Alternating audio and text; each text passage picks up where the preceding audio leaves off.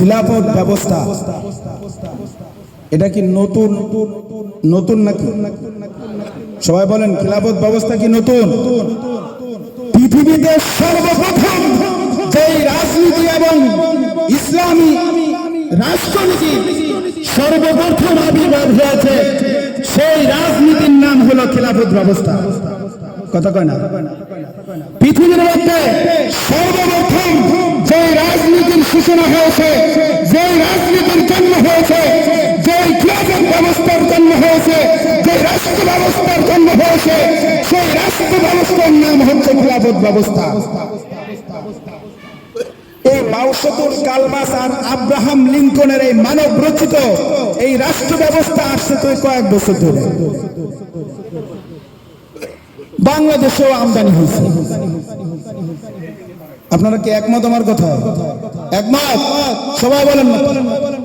সর্বপ্রথম যেই রাজনীতি শুরু হয়েছে সেই রাজনীতির গঠনতন্ত্র হচ্ছে, নাম বলেন, আপনারা বলেন, সেই গঠনতন্ত্রের নাম কি বলেন? সেই সংবিধানের নাম কি বলেন? কথা বলেন না যে।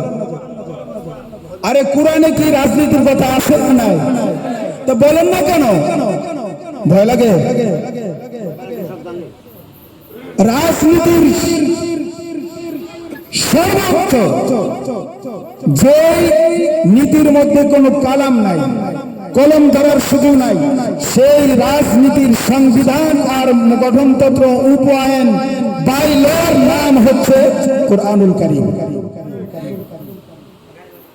এখান থেকে রাজনীতি ওই ডাকাত আর চোররা, আব্রাহাম লিঙ্কন, কালমাস আর মাওসেতুনরা এখান থেকে নিয়ে তাদের একটা মতবাদ আজকে জগদ্দল পাহাড়ের মতো আমাদের উপরে চাপিয়ে দেওয়া হয়েছে।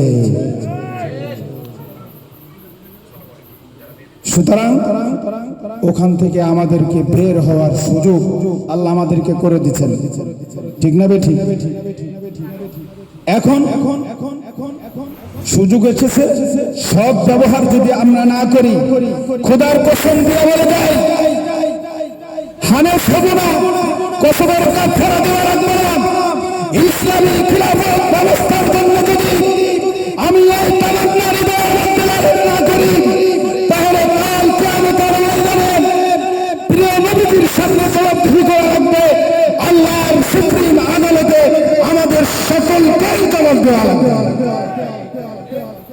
কারণ দলিল ইন্নী জাইলুন ফিল আরদি খলিফা।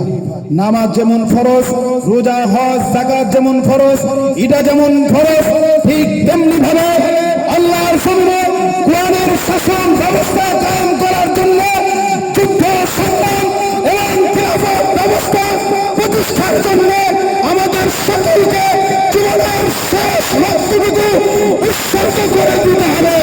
অন্যথায় আল্লাহর আদালত থেকে জবাব না দিয়ে পার পাওয়া যাবে